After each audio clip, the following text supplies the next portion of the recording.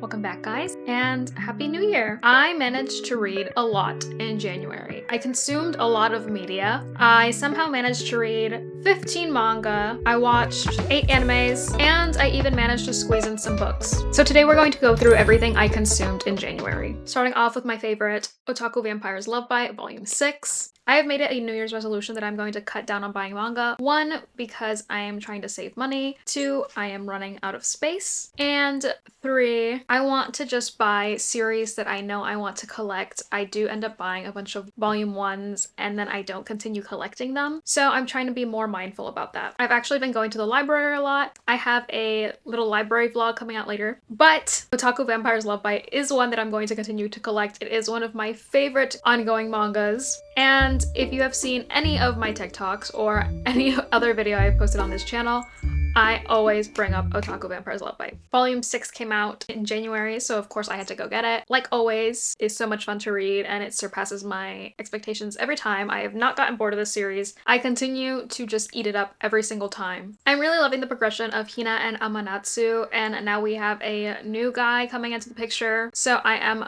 very excited to see how this continues to progress. A new one-shot I read, because it was gifted to me during my manga club's Secret Santa, is Far From Romance. This is what my Secret Santa got me. It is a BL one-shot. This is a one-shot BL about a Japanese office worker who is training a new employee who happens to be a foreigner. Little does he know that this foreigner is actually his first love and his first kiss, who this whole time he thought was a girl. This is a very short and sweet story. I really enjoyed reading it. I tend to enjoy BLs where the characters are older, and in this story they are adults, so I did like that aspect of it. Although it was sold to me as being old man yaoi, which it is not. They're not that old. But I did like how their romance progressed, and I felt like it didn't overstay its welcome. It was very short and sweet. Another BL I read this month was 6 and 7. This was one that my manga club decided to read, which we are actually going to be discussing today as I'm filming this. I am a sucker. Supernatural romances. I love when one of the characters isn't human. Example, The Summer Hikaru Died. This monster wants to eat me. Monster and Ghost. I want to hug Ano-kun. I eat those stories up. I love the concept of human monster or human entity, whatever you want to call it. And this was one of those stories, which is why it piqued my interest. This follows a couple, Rokuto and Nanami. Rokuto is very bubbly and emotionally available, while Nanami is pretty stoic, yet still affectionate. The two are a very cute couple and they are very dependent on each other. They are a very sweet couple until you start to notice these weird disconnected moments where it hints that something deeper is going on and one of them isn't human. And I won't say which of the two isn't human because I really enjoyed this story and how it progressed, and it's a one shot, it's very quick. But in case anybody wants to read it, I don't want to give it away which of the two is not human. I highly recommend this one. I really enjoyed it and I can't wait to talk about it with my manga club. Hopefully they enjoyed it as much as I did. And another one that my manga club decided to read that we are discussing today as well is The Demon King is Way Too Overprotective. This is a fantasy shoujo romance, which is typically not my thing. I did not expect that I would like this series as much as I did. We were only supposed to do volume 1, I did volume 1 and 2, and I only stopped there because volume 3 doesn't come out until May. The story follows Sienna, a high school girl who is barely keeping her life together. She is living on her own. She's paying rent on her own. She is trying to balance her school life. She is living a very frugal and lonely life. When suddenly this demon king shows up claiming that she is the reincarnation of his first love and decides that he is going to live with her. So now she has to live with this overprotective roommate. And in typical romance fashion, you can see her start falling for him as well. I really enjoyed their dynamic and I thought it was very sweet, but also funny. Had it not been for my manga club, I probably would have never picked this up. I usually avoid fantasies unless they are vampire or monsters.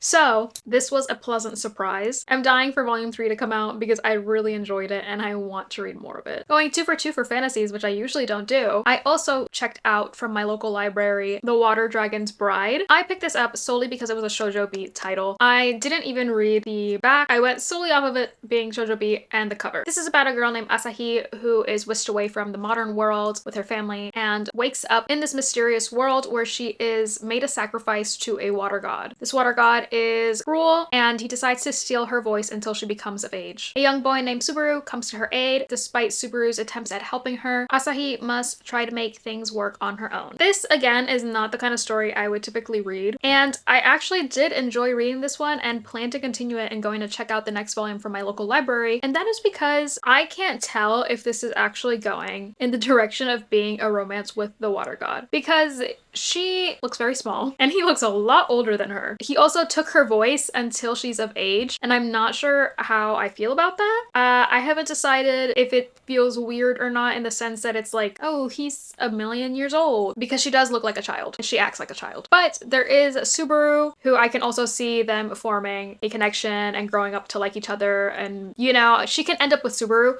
so I want to see in which direction the story goes. Another series I checked out from my library is Cynical Orange. I read volumes 1 and 2, and this is a manhwa. I loved Cynical Orange. I really eat up older manhwas, like any of Lee Vin's work, which is actually why I picked this up. The art style kind of reminded me of Lee Vin in a way. The story follows Heemin, who is a girl who is very beautiful, and everyone thinks she is very beautiful and stoic and sweet, but in reality she is actually pretty cynical and a loudmouth, and she talks back and she curses and smokes, and she's not how she presents herself at school at all. However, she continues this innocent persona because she wants to attract her crush, and when she finds out that he is actually not interested in her because of this way that she acts, she completely drops the act, and that is when she meets Maha, a playboy who is known to go from girlfriend to girlfriend. At this point, the two have not developed a relationship. He broke her phone and now she is making him pay her phone back. I only was able to read volumes 1 and 2 of this, and my library does not have the rest of it. There are 9 volumes, which is devastating because I am really into it. After volume 2, I really wanted to know what else happened, and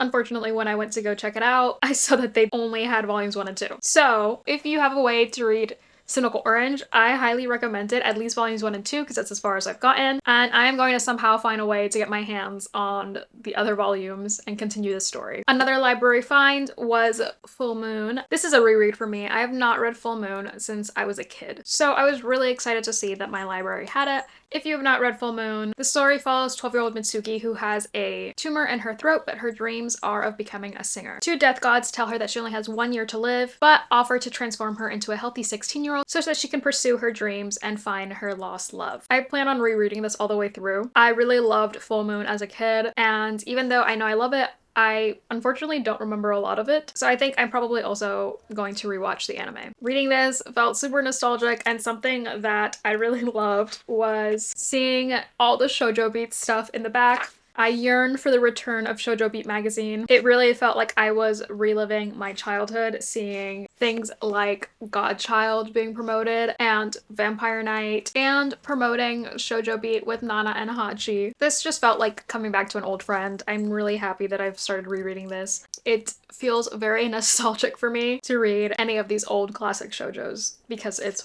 what got me into manga. So another reread was Solanin by Inoue Asano, and this is the same mangaka that did Goodnight Pun Pun. I'm a very big fan of Goodnight Pun Pun. I found this at the library as well, and I mentioned this in a vlog that I have not posted yet, but I recently lost my job, so I felt like it was time for a reread of Solanin. Solanin follows Maiko, who's working an office job that she absolutely hates. She feels as if it's draining her life. She hates her job, she hates her coworkers, and it is just sucking the joy out of everything good in life. So she decides to suddenly quit. She is living with her boyfriend, Naruo, who is a freelance designer, and has to live with her because his job does not pay well and he doesn't have enough to pay rent. Now finding herself unemployed, she is trying to enjoy her life while on this journey of becoming an adult and figuring out what she wants to do for the rest of her life. I read this a while ago because of what I'm going through in my life right now, and the topic of the story, I decided to reread it to give myself a little pep and inspiration. Another reread for me is that I'm rereading all of Timon's B-side from the beginning because I love this series, and with the anime airing right now, I just craved reading it. Truly, I just wanted double Timon, so I am watching it and rereading it. Timon's B-side is actually one of the series that I plan on continuing to collect, And I am behind right now on my collection, which is really unfortunate because it's sold out. The anime has been received so well that it is selling out at a lot of bookstores. So hopefully I can continue to grow my collection for Timon's B-side. If you are not watching or reading Timon's B-side, this is a story about Utage, who is a super fan of the group Face. Her favorite member is Tamon. Everything she does is for him, so she takes up a job as a house cleaner so that she can afford her lifestyle of supporting him and buying his merch and buying Face's merch, only to find out that she is now Tamon's housekeeper, and he is nothing like what he is like on stage. On stage, he is Harihara. He is very seductive and sexy and flirty, while in real life, he is just a ball of nerves. He is not confident in himself at all. He cries constantly, and he is just kind of a ball of like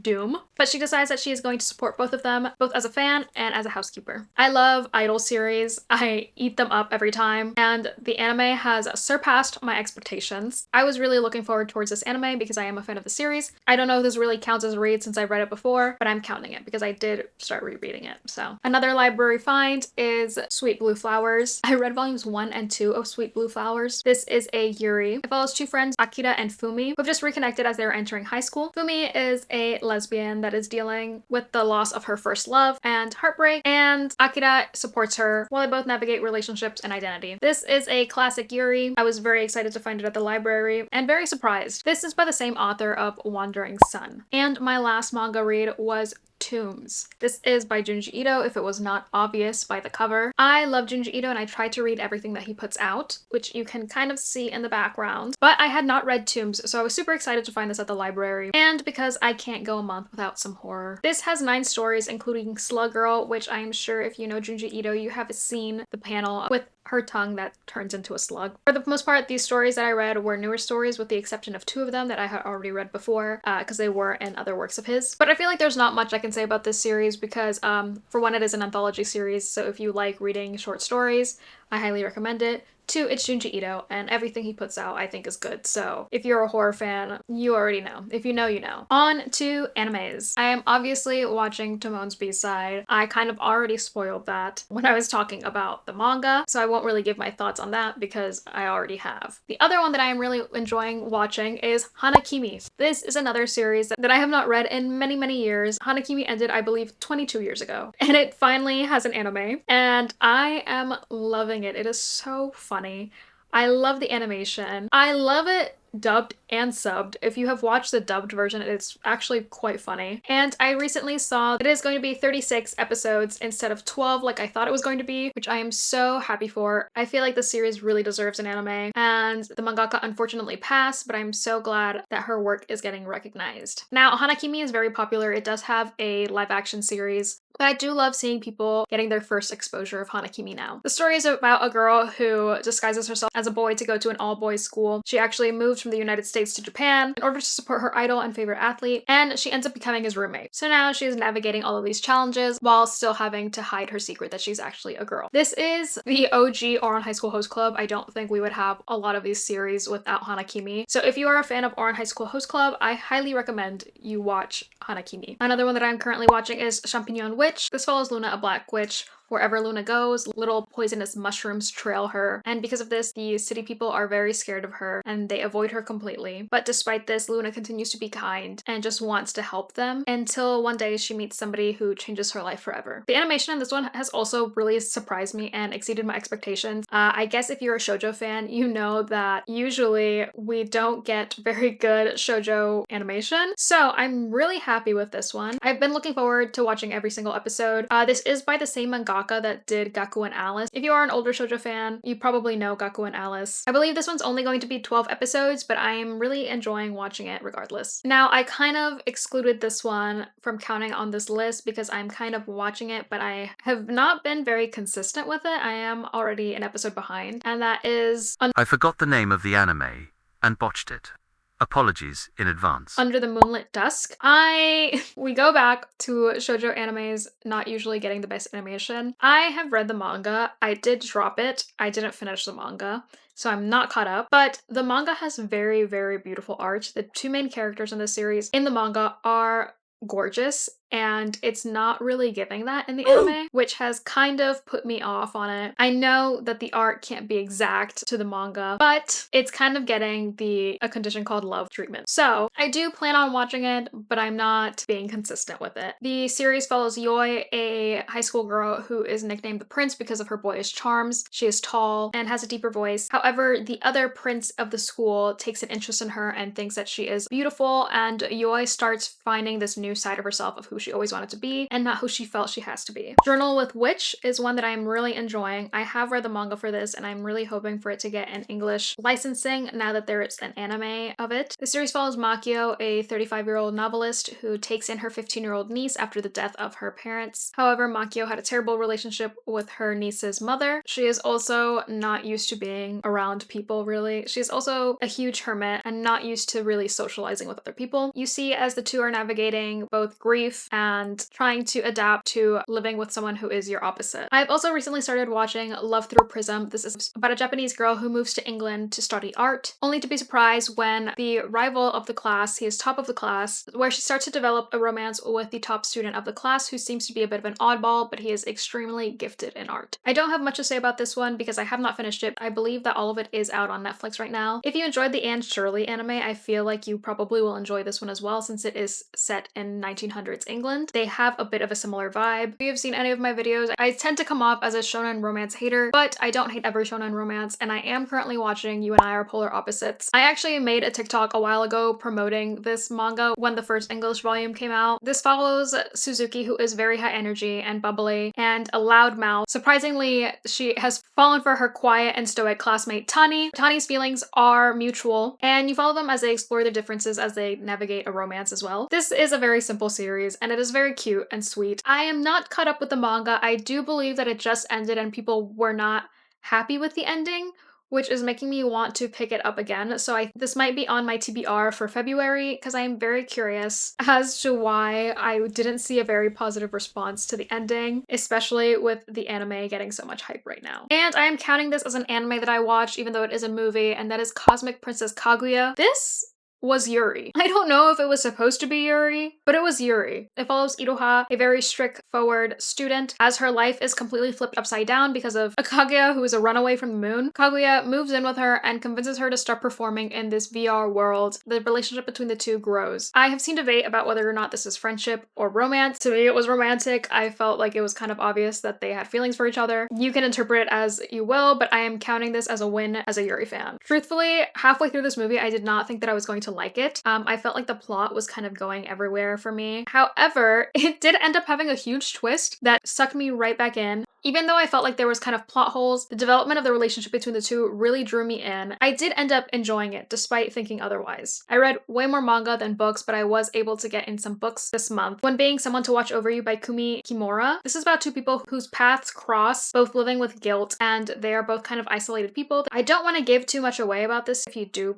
plan on reading it. It was not my favorite, if I'm being honest. Like, I got the ending, but I felt like it needed more, and I felt like there wasn't a lot of development. I'm going to leave it at that if you want to check this one out. I finally read Steal Like an Artist, which is a creative manifesto about embracing influences and finding your artistic voice. This is a super quick read. It is very motivating if you're in a creative field or even if you're just trying to be more creative in general. The last book I read was the Korean Skincare Bible. This honestly did not do much for me. I'm very big into skincare. I'm very big into Korean skincare. I have been for many, many years. And I was hoping to learn something more. I kind of thought it would go more into ingredients and what works for what, but it was pretty simple. If you don't know anything about Korean skincare, this is a good way to start. But as somebody who has been very interested in it for many years, it really didn't teach me anything. And an honorable mention is that I have been watching the K-drama Idol Eye, and I have been loving it. Like I said, I usually eat up anything that has to do with fan and idol. This is very different from the Idol series that I usually indulge in. This follows lawyer Mang Sena, who's a huge fan of the idol Light. When Light is suddenly accused of murder, she steps up and takes on his case as his lawyer. Now she has to hide that she is his superfan while also trying to prove that he is innocent. This is on Netflix. It is also on Viki. I have really been enjoying this. I haven't had a K-drama that has really hooked me in quite a while. The last one that I felt that way about was Mr. Plankton that I watched last year, but this was a great way to start the year for me in terms of K-drama. There was a lot of K-dramas that I want to watch this year, but if you enjoy kind of murder mysteries and idols, definitely check out Idol Eye. And that is everything I read and watched in January. Let me know in the comments what you read or watched this month, if you are watching any of the animes that are airing right now, and if you have checked out any of these series that I mentioned today. Thank you so much for watching, and I'll see you in the next one. Bye!